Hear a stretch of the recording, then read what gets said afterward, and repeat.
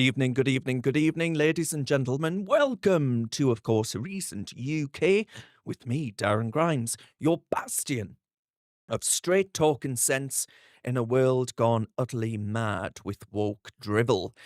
I'm your host. Well, actually, it's a bit more than woke drivel, isn't it? Because actually, I think it's civilizational ending drivel.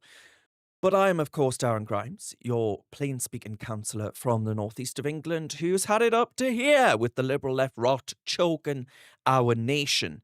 If you're tuning in and loving the unfiltered takedown of the hypocrisy that is the United Kingdom under Keir Starmer, smash that like button, subscribe to the channel for more patriotic punches, not just from me, and fire off your comments in the live stream. Tell me what you think about these gutless wonders. What the hell did we ever do to end up with them? That we're about, of course, to skewer in this entire stream. We'll get that conversation roaring, and I will, of course, get to your comments momentarily.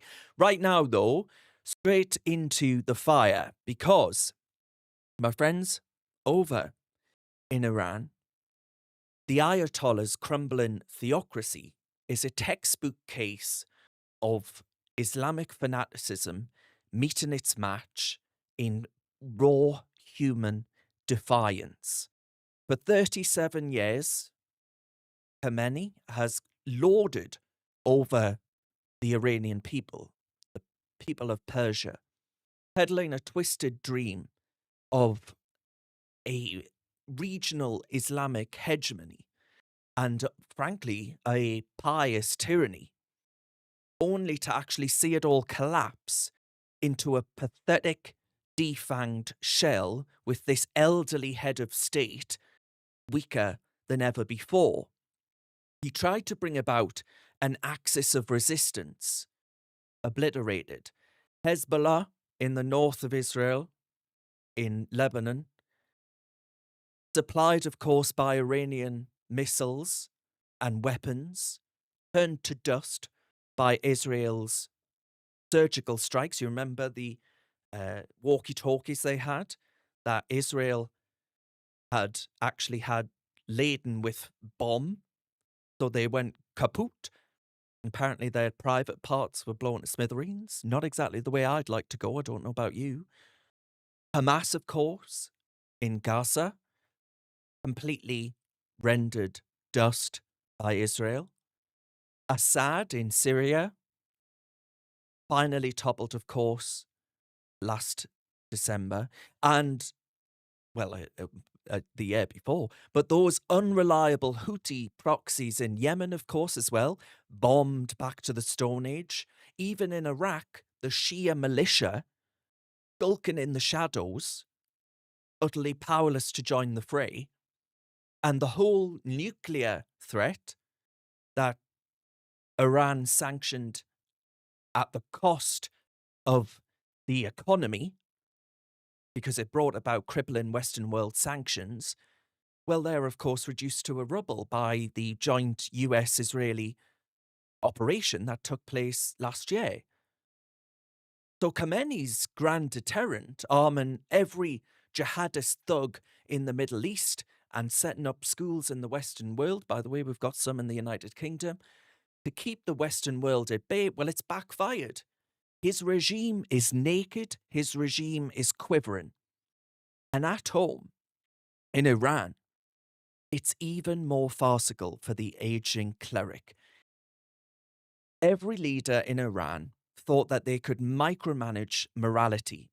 There was the murder of Masa Amini in 2022 for a hijab not worn properly, and the streets erupted. And guess what? The Iranian regime panicked. They blinked. Their thuggish morality police vanished like smoke and quietly, without saying so, ditched enforcement on the wearing of the hijab because they couldn't hack the backlash from the fed-up youth of Iran, suffering, of course, great economic depression because of the tariffs and the actual economic block that the Western world applied to them over the nuclear threat, despite, of course, all that President idiot Obama did through that daft deal that Nigel Farage opposed even then, doing all they could to prop up the Iranian regime. Well, now it isn't just one woman who is rebelling against the hijab. Now we have thousands marching again in this latest uprising. One of the most, if you ask me, one of the most inspiring acts of defiance this very century. The mullahs are resorting to bullets, they're resorting to blackouts. Elon Musk's Starlink in the satellites in the sky, providing internet to those who find themselves blocked out from modern day connectivity. God bless Elon Musk. He gets a bad rap in this country. Is anyone else doing what he's doing? Empowering people in the biggest act of defiance against a huge theocratic bully? No one else is doing this. The mullahs resort to the bullet. They resort to the body bag to cling on to power. Protests kicked off, and hundreds have been, at least hundreds, are dead in the crackdown. The latest estimation says 2,000, but there could be as many as 20,000. The judiciary are fast-tracking sham trials to hang dissenters as rioters who are waging war against God and doing the United States of America's dirty work for them. It's a nonsense. The real heroism shines through the horror, though. This man is a 26-year-old called Irfan Sultani. He's a clothing shopkeeper near Tehran. And he was arrested last Thursday for joining in the protests. And he was railroaded through a kangaroo court in days. He was denied a lawyer or a proper trial. He was slapped with a death sentence for execution due today. I believe that has now been postponed.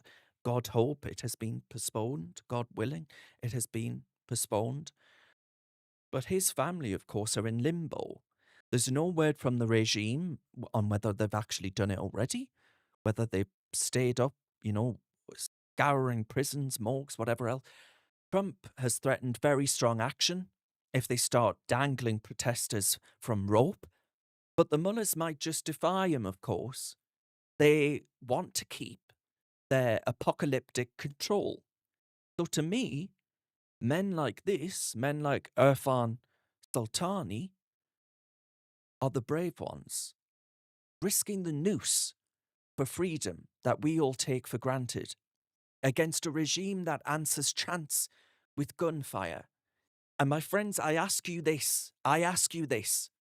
Contrast what you see here with Irfan Sultani with the snivelling so-called radicals in our own country, the ones beaten to tear down the Western world from cushy campuses, university campuses, or their Twitter accounts.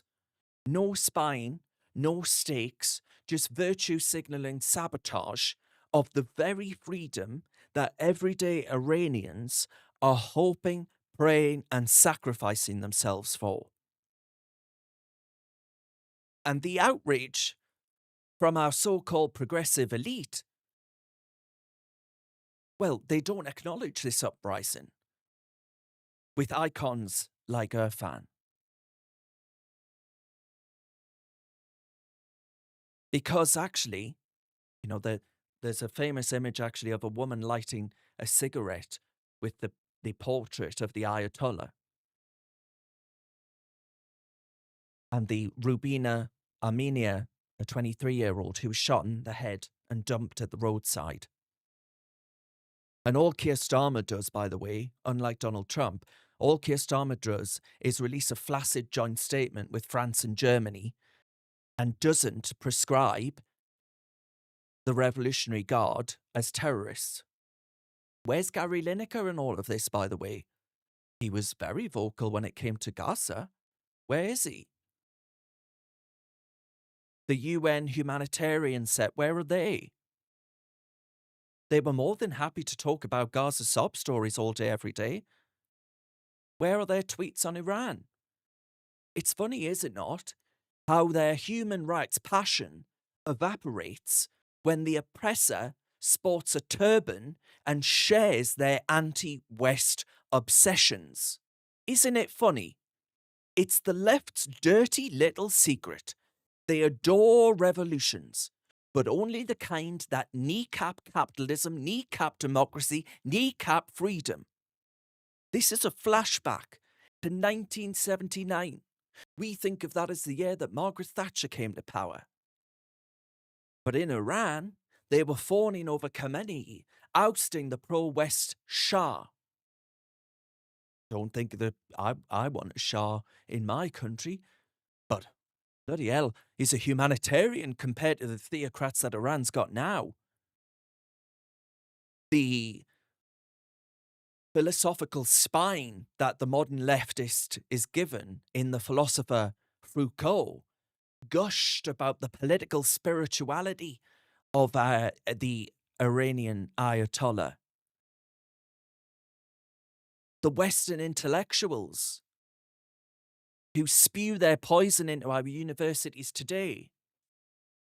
The same universities, by the way, that the United Arab Emirates, those in Dubai, yank their kids out of our universities to dodge radicalization.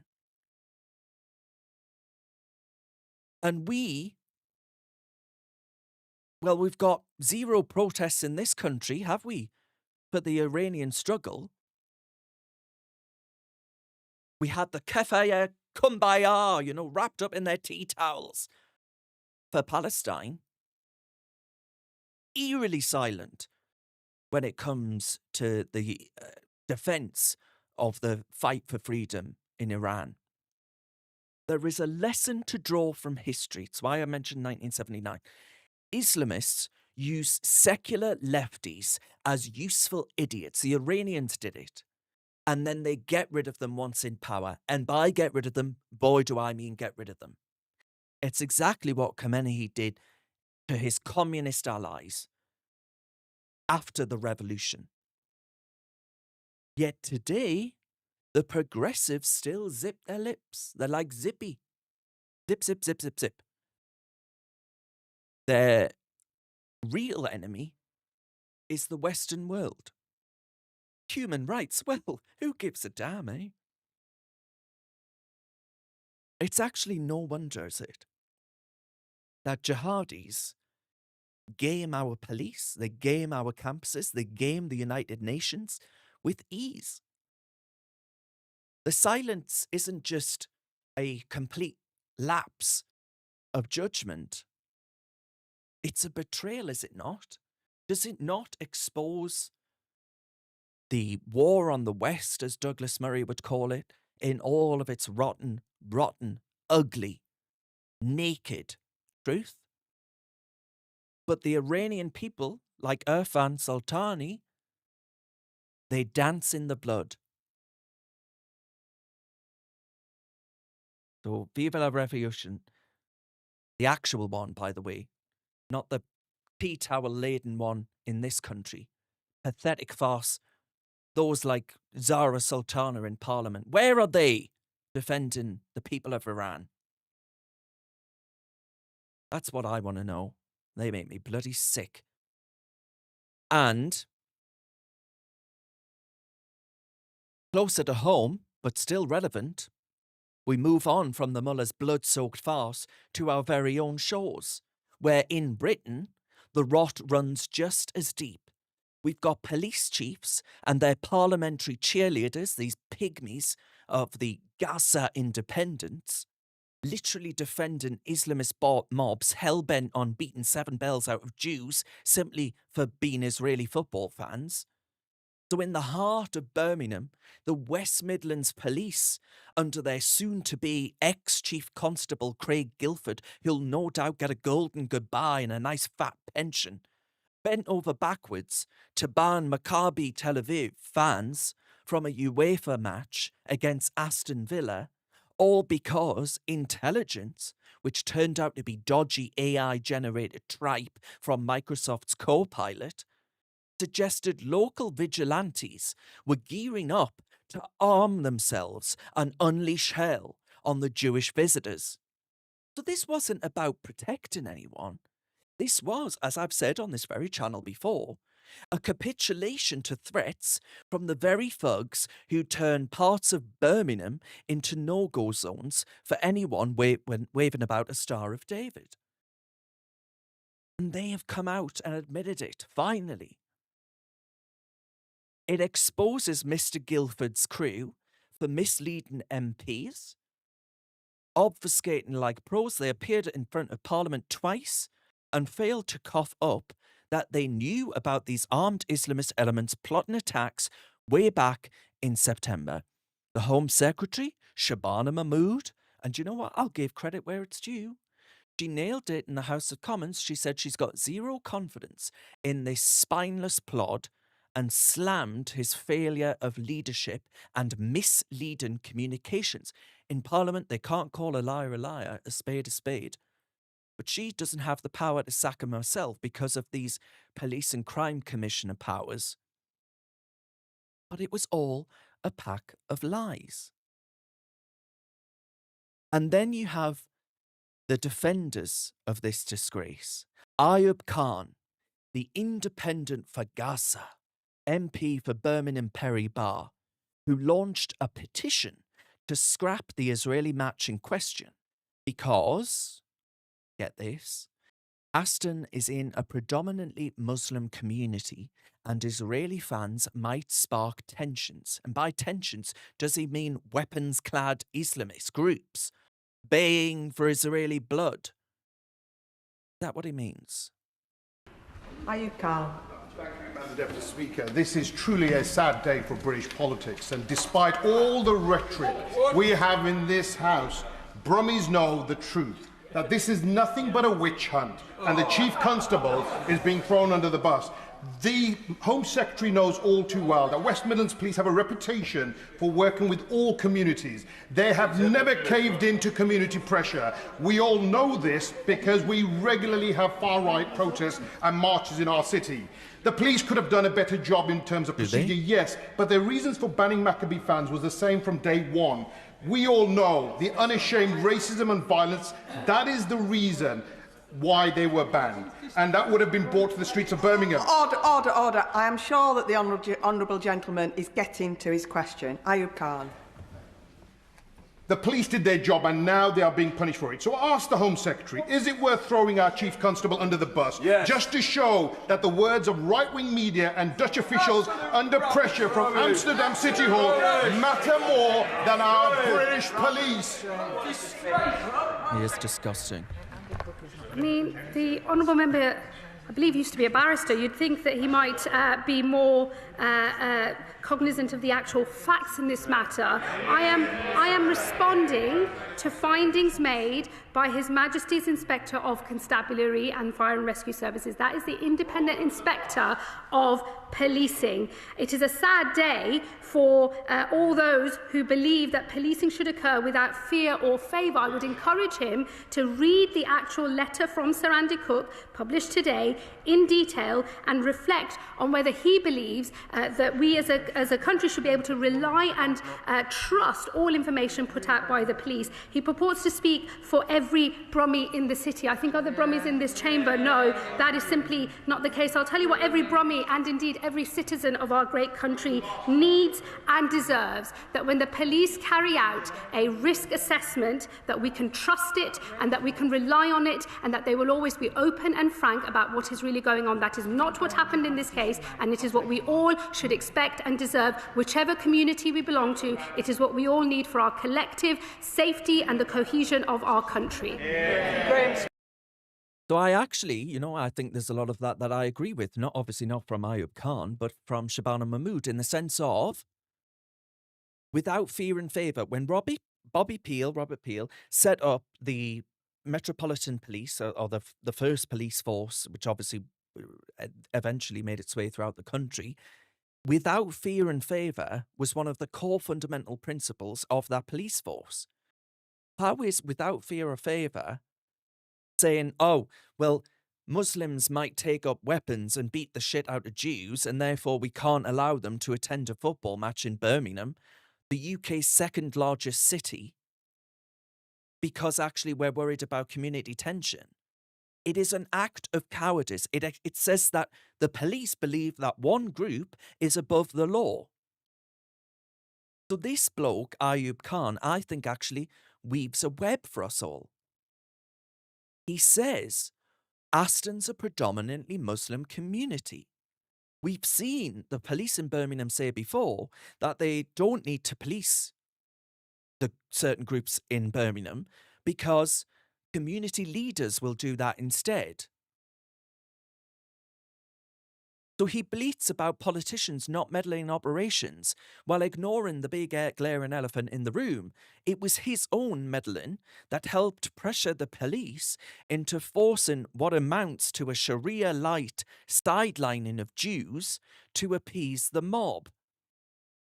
And then Iqbal Mohammed, another of those independent MPs, piped up with cries of Islamophobia, Islamophobia, to tar anyone daring to call out this bias. It is not Islamophobic to say that the two-tier approach of our two-tier police in certain communities undermines trust and faith in policing without fear and without favour.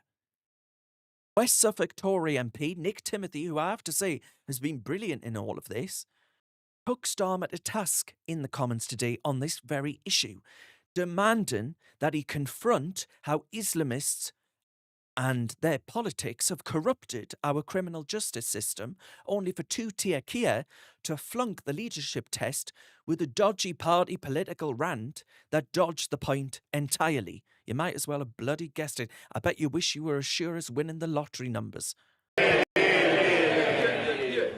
Thank you, Mr. Speaker.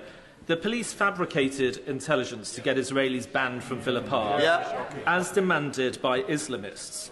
It's not an isolated case. Forces cut deals with dodgy mosques and refuse to arrest preachers who incite violence.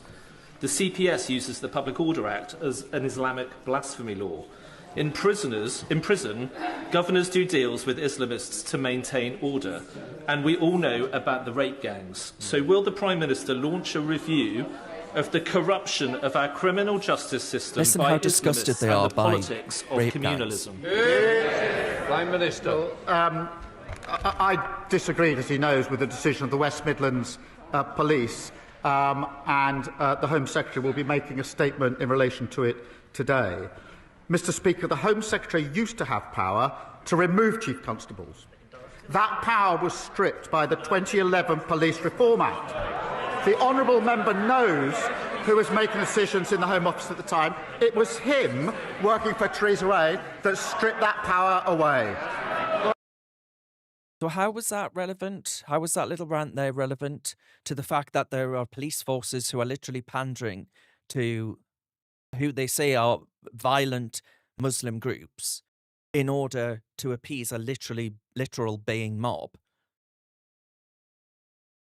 This isn't policing, it's pandering.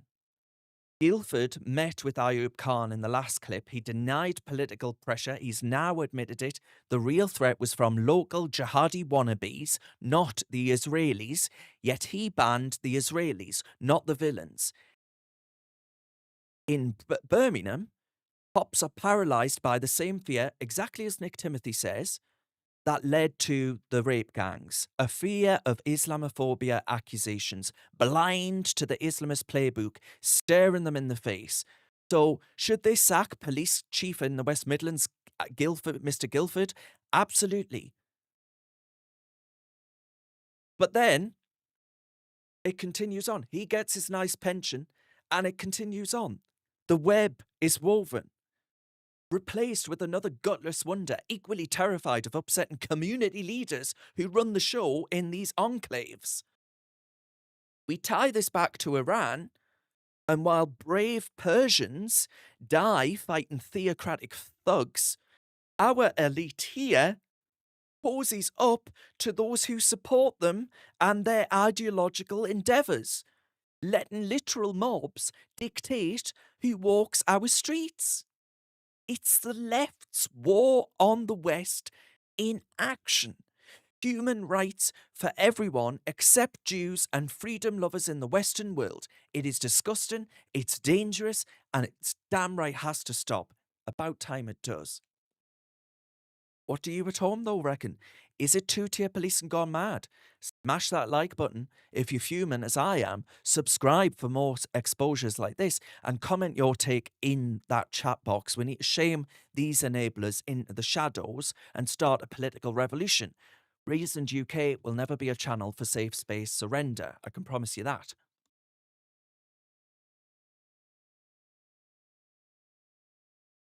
Speaking of total abject surrender, move to another despot, China, President Xi. Well, President Trump has slammed, you might not know what this is on my screen here. President Trump has slammed the United Kingdom. We've shifted gears from Birmingham's two-tier policing farce to a full-blown international security surrender here in Britain. You know, because why stop at appeasing homegrown thugs when you can invite Beijing spies for tea and treason? The White House is deeply concerned about this image here. It's a harebrained scheme by Labour to approve a massive Chinese super embassy at the old Royal Mint site in London, complete with a security basement, a secret security basement riddled with 208 hidden rooms, including a sprawling underground chamber just meters. You see those yellow lines on your screen there? They are fiber optic cables that ferry data between the city and Canary Wharf. So there are unredacted plans unearthed by the Telegraph in this image here that show the dodgy setup with hot air vents, perfect for cooling espionage-grade servers, and even rebuilt walls that would let the Chinese Communist Party tap straight in to the data arteries you see in yellow running around the spy base of the Chinese, what would be the spy base of the Chinese, and the whopping telephone exchange right next door there too. So Trump's team, well, they've clearly got their wits about them. They smell a rat. Beijing would, and in my view would, I'm not an expert, but it's pretty obvious, exploit this infrastructure to snoop on the United States' interests too. This would have a detrimental impact on the Five Eyes Alliance. The Five Eyes Alliance is an intelligence sharing arrangement between the Anglosphere allies, that is, of course, the United Kingdom, New Zealand, the United States of America, Canada. Who am I missing here? There's a fifth one. Canada, of course. They would have a seam to tap into from their new super embassy. So a guy called John Mulliner, head of the US House China Committee, flat out opposes this. He says that Americans' data is at risk from a regime that's a threat to the United Kingdom and a threat to free people everywhere. Yet two-tier Keir, knee idea, he's poised to rubber stamp this complete monstrosity before January 20th of this month. Why is that? Well, it's because Europe's largest Chinese diplomatic outpost, bigger, by the way, than Buckingham Palace, with secure apartments for 200 staff to keep them under the CCP thumb, all in an attempt to appease and grease the wheels for his upcoming Xi Jinping press junket, ditching any leverage for illusionary trade scraps of meat, while Beijing bullies Britain, and he's worried and wants to appease the Chinese beast. Labour backbenchers are even coming out to oppose it. Sarah Champion, who, by the way, I remember was sacked under Jeremy Corbyn's Labour Party for arguing that there had been a cover-up in the rape gang scandal. Sarah Champion said that this mega embassy was rewarding a hostile state that's terrorizing Hong Kong, a country which, of course, and that's why there are so many British nationals overseas here from Hong Kong in this country today. We used to have a real interest in with Chris Patten, the last governor of Hong Kong. They terrorized the people of Hong Kong. They terrorized the people of Taiwan. They terrorized UK dissidents, which leads to parliamentarians like Ian Duncan Smith calling the government's denials as unmitigated lies. And Juliet Samuel in the Times newspaper said today that approving this iceberg of intrigue with basements primed for hacking into our internet hub is no coincidence, but it's negligence. It's giving the CCP, with their track record of data theft, of organ harvesting, of global harassment, the ultimate tool. She says that it assures us that these are the same lot allowing this to happen who downplay every Beijing atrocity. And scrolling through my X feed today, you see a load of people, security hawks, slamming Starmer as incompetent or complicit, actually cringing at Britain's slide into a vassal status. We were told, by the way, that Brexit meant that Britain would slide into vassal status, that we would be too weak to stand up for ourselves. But the United States are trying to actually say, don't do this, Britain, not because they want to bully us, but because they want to protect us from ourselves. No to the corrupt and evil Chinese CCP on favourable terms.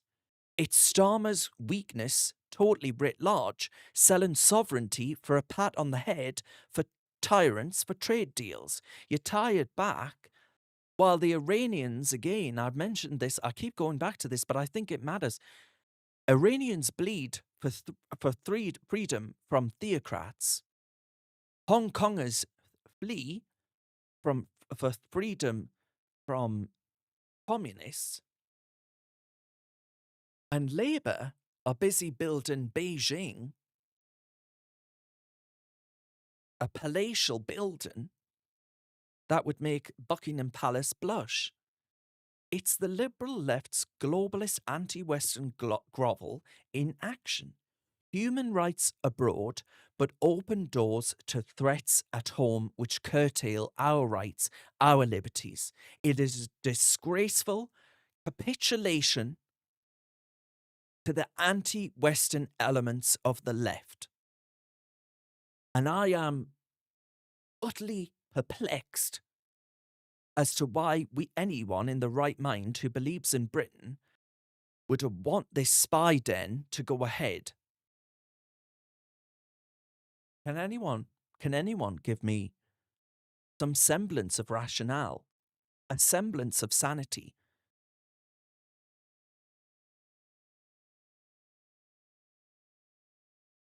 I certainly can't. As my good friend Grumpy Grandad says, Starmer is sucking up to China while distancing the United Kingdom away from the United States. It makes no sense. Only it does if you share the political bent that Keir Starmer has always had. That's not me trying to be funny there with the political bent, by the way. This is a man who, press reports tell us, went over the Iron Curtain to have a dalliance into seeing what communism was all about. Kowtowing now in office to communism here. And I move on, my friends, because I think I must be coming down with bloody flu or something like that, because I've my throat. That's why I'm drinking 2 bottles of water whilst being on air for half an hour. My throat feels like razor blades are in it. But anyway, speaking of moves that embolden the Chinese communists, Red Ed. Well, Red Ed has gone head to head. I'm a poet and I didn't know it. With Richard Tice, my good friend Ticey, Reform UK's deputy leader, the MP for Boston and Skegness. Well, he dropped a parliamentary bombshell on Ed Miliband, an eternal gift to satirists, eating his bacon sarnie, the green zealot for wind power wheeze. The reports today say that the UK's wind farm expansion could add £1.8 billion in green levies to bills. Now, he has come out, the Green Energy Secretary, and approved hundreds of giant wind turbines offshore to reach his target of 95% of clean power generation by 2030, at any cost, by the way, signing up to contracts at any cost, and I'll explain. Watch this Commons clip first of all, then I'll go back and explain. Tice. Thank you, Madam Deputy Speaker. The Secretary of State has inadvertently misled the House. I have gas-fired power plant developers willing to build and operate at last year's price of £79 per megawatt hour.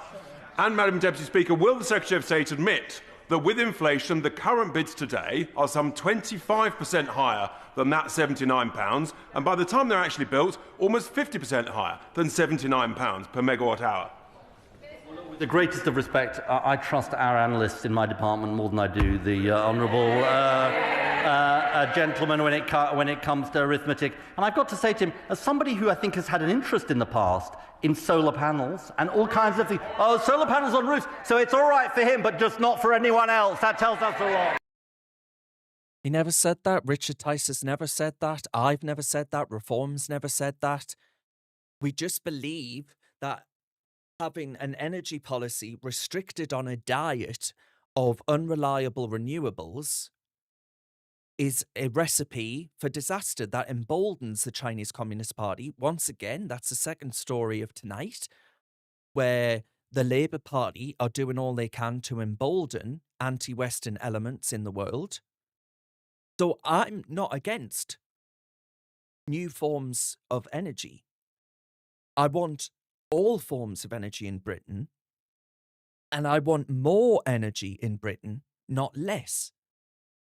We're starving ourselves on a diet of unreliable renewables to such an extent that, going back to that, £1.8 billion in green levies to bills because of what he's just signed us up to.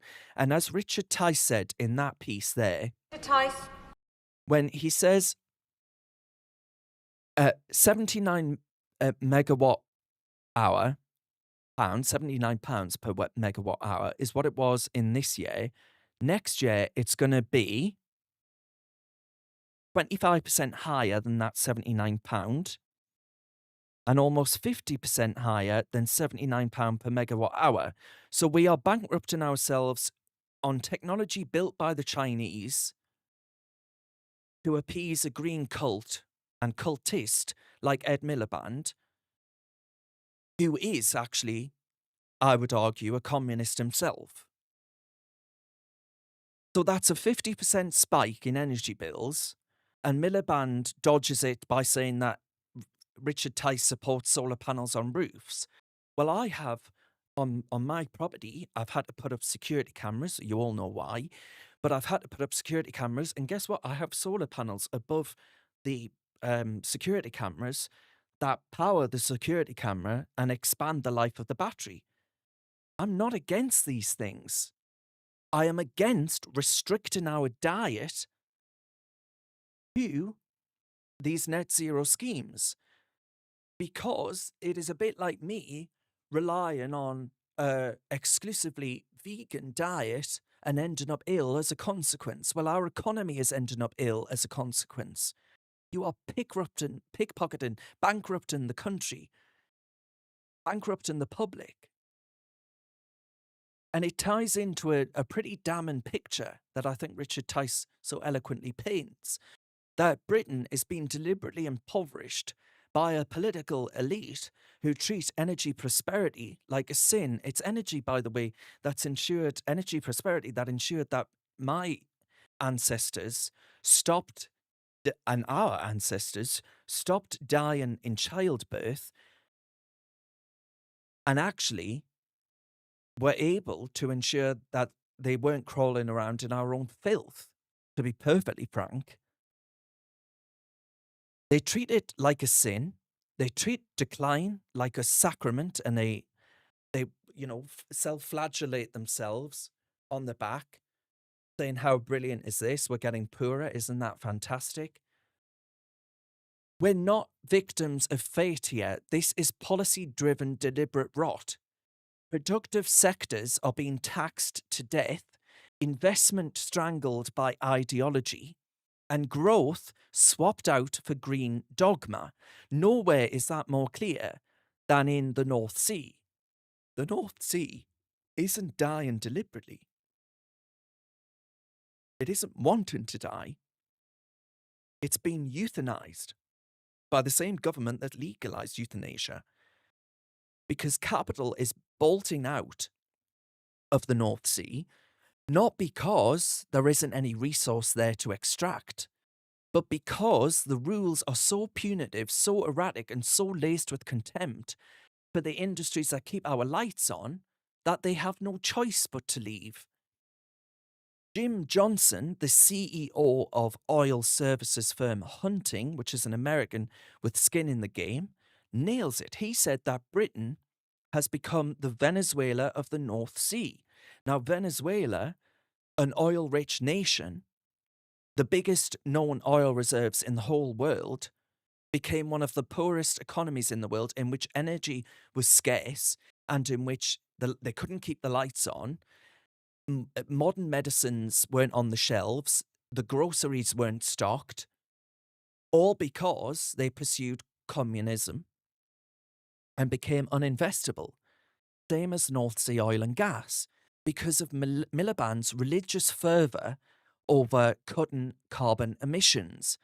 Venezuela didn't tank from oil shortages, it imploded when ideology trumped competence and market competition. Contracts became confetti. Does that sound familiar to you? Communism at any cost. Windfall taxes without end, squeezing industry like a pulp. Good men who work in damn good jobs using their hands, who find that they're being handed their dismissal. New developments banned. Mid-game rule tweaks. Ministers sneering at the backbone of our energy security. Investors aren't politicking here. They're fleeing real risk. You contrast that with economies like Norway. Same waters, by the way, just further afield. Same reserves, but they drill smart. They reinvest. They wield energy as a tool for power. We restrict it. We inflate the costs. We import at a premium. Emissions are shuffled abroad. Jobs evaporate. Dependence deepens on foreign interests. All the while, Labour pats itself on the back for progress. And the record is that, I repeat, prices jacked up, subsidies ballooning to £1.8 billion on bills, no fix for the grid woes in our expansion of our energy capacity or the intermittency of renewables. Ed Miliband's own department was crowing, by the way, on X, that this offshore wind is 40% cheaper than new gas. They said it was a huge step to ditching fossil fuels and slashing bills. And they said thousands of jobs would be created. They deleted the tweet. Why? Because it was bollocks, that's why. It was classic Labour gaslighting. The pressure group Net Zero Watch exposed it. The claim was a fairy tale, ignoring the backup costs of wind energy, the subsidies, the bird-chopping unreliable reality of wind, And yet ministers and Labour MPs still parrot it like it's holy writ, like it's in the gospel. Propaganda doesn't tolerate facts, does it? Like the Ayatollah in Iran. His ban on new North Sea exploration accelerates the decline of our golden goose. Production is plunging, not transitioning, just going, just collapsing, kaput. We end up poorer, we end up weaker, we end up beholden to others around the globe, all while global carbon emissions barely budge like my Christmas weight. This isn't leadership. This is managed decay in eco-wrapping. And history is littered with examples, is it not, of governments that swap strength for slogans, and Labour is earning that burn and that place in history. And we'll all pay the price. My party, Reform, are right. Drill, baby, drill. Reclaim our sovereignty.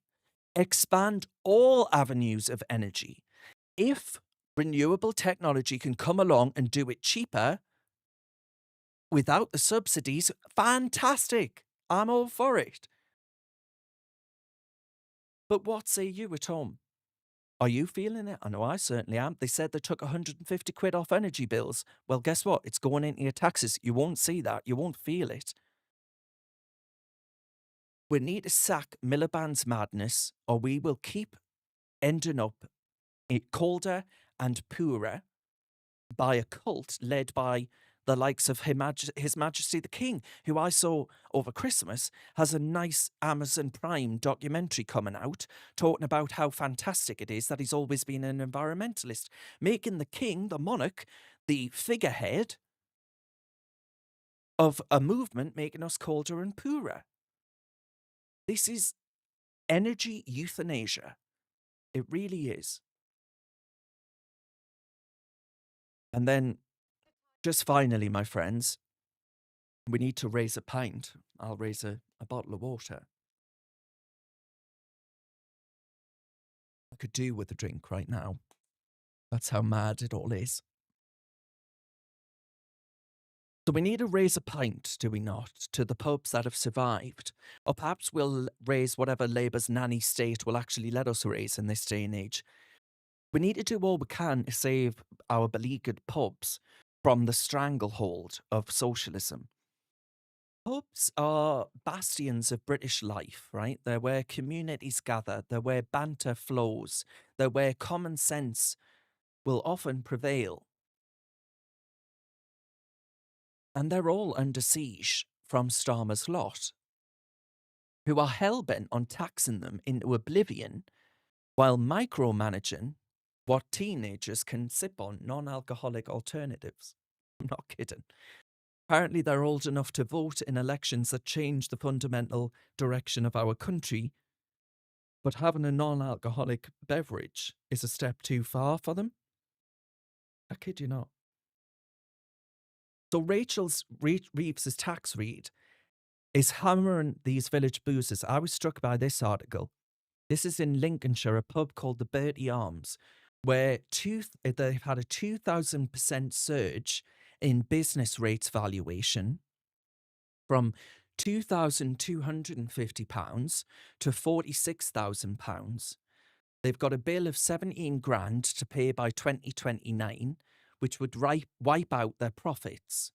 The two landlords have poured their heart and soul into the Grade 2 listed building since 2017, because of course pubs are part of our heritage. And they said that hospitality is being used as a cash cow. They're working 70-hour weeks. That tax bill is their buffer for repairs, their buffer for hiring. It's gone kaput. They've had to suffer VAT, national insurance increase, corporation tax, forking over all of that. And they say if MPs had to run their own pubs and businesses, they would all be bankrupt. And she's not wrong. The Treasury, though, news reports say today, knew damn well that the budget, before the budget, I should say, that over 5,000 pubs, that's 1 in 8 of them, faced at least a 100% hike in rateable values, with averages up 34% thanks to post-COVID revaluations through the Valuation Office. And Reeves ploughed on, ending pandemic relief and piling on national insurance hikes to employers. Minimum wage jumps, of course, the sky-high energy costs. UK industry pays more for power than anywhere in the developed world. Ooh, apparently that's a success story. One pub is shattered every day in 2025. Nearly 2,000 have been gone in the last 5 years. Analysis says that 540 will fold this year. That's a 50% closure spike. So Labour say they've U-turned. But actually it's a red herring because Labour's own minister, Peter Kyle, admitted that they didn't have access to the information pre-budget. But then you've got the Valuation Office saying to MPs that they were briefed on the impacts for a year. So yet another U-turn. They've had 13 U-turns, by the way. But Richard Tice is saying, hang on, this is too little too late. You've got high street cafes, hotels, all going kaput. That's jobs. Young people's jobs as well. So all those pubs, our communities, decimated, hollowed out. And Labour say they're a listening government. You've got your fingers in your ears and your head up your arse. So the Killjoys aren't quite done with that either. As I say, they want to ban 0% beers because they say for 16-year-olds they're a gateway to boozing and normalise drinking. Oh, how terrible.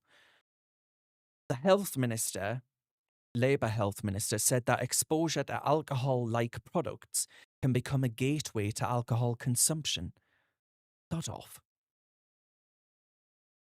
Young adults are actually shunning beer altogether. If you can help breweries, I say that's a good thing. Do you not? But yet they say 16-year-olds are old enough to decide which flavour of communism they'd quite like to vote for. I just find that they are completely out of touch. The hypocrisy is unbelievable. They're coming after the drink drive limit, which is a death knell for the rural pub. It's just a constant attrition. It's a war on the working man. Tax them, regulate them, sober them, close them down. I don't know about you, but I'm utterly depressed by all of this. That's why I fight. That's why we must fight every single damn day against this government. So please smash the like button if you back our boozers, subscribe for more patriotic pushback, and comment your pub tales or rants, and let me know what you think in the comments. Right, I'm going to get to some of your comments. What have you been saying in the comment section now? Wizard says, the smoking ban started the pub crisis. Yeah, well. Grumpy Grandad says, I would love to do all I can to help pubs. I love a pint. I just can't afford one these days. We've been taxed out the pub. And it's not the landlords that are doing it. It's all of the taxes. Marty says, why trust the Chinese government when they don't give a damn about green issues? I agree. Grumpy Grandad says, a tiny solar panel to expend the battery life in a camera is fine, but putting thousands of solar panels in a nation that sees little sun is just stupid. Well, especially if we're subsidising and that relying on them exclusively. Yes, it is. Christina says, it's a revolution in Iran. It's Persians, Kurds and all Iranians. Why are China having a super embassy in London? Disgusting. We're reckless. We're committing suicide.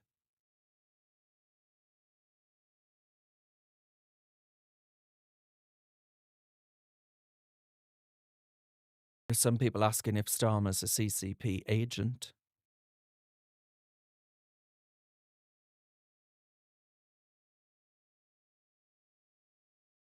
Jez says, it's crazy, this Chinese spy base. They must have paid well to allow that one. Huge spy base in London. It's terrifying.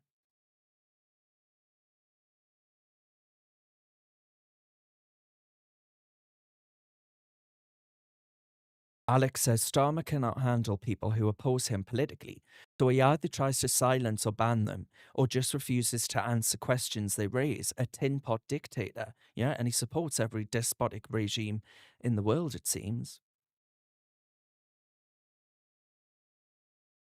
Rabbit says our government has sold out and now they're running scared. Wesley says Zara Sultana is an imbecile. Taking the sanctions off like Biden did, he's talking about Iran, is how Hamas got their money to attack Israel. Of course, they all want that. Alex says Starmer will welcome an Islamist who hates white people, England, gay people, and Jewish people, but ban Eva Vlad Dingerbroek, the Dutch political commentator, from entering the United Kingdom because she calls Starmer and his government out. It is pretty shameless, actually, that you can come visit a mosque as an extremist preacher, but Eva can't get into Britain. And Alex says, Zara reckons we should drop sanctions on Iran. Absolutely insane.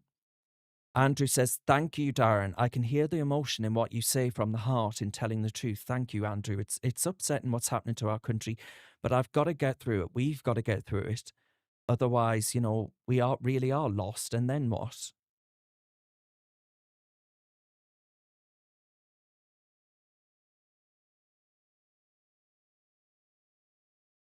The war on the nation, and it has to be stopped. Absolutely right. Right, my friends, I'm afraid that's all we've got time for tonight, but I wish you a very good evening. I thank you very much for joining me this evening. I hope you enjoy and have a marvellous rest of your evening. I will see you at the same time next week here on Recent UK. Lots of love. God bless. Keep up the fight. Please don't give up, because that's the last thing we need. I promise. That's what they want, people to give up. We mustn't. We must not. Keep up the fight. Thank you.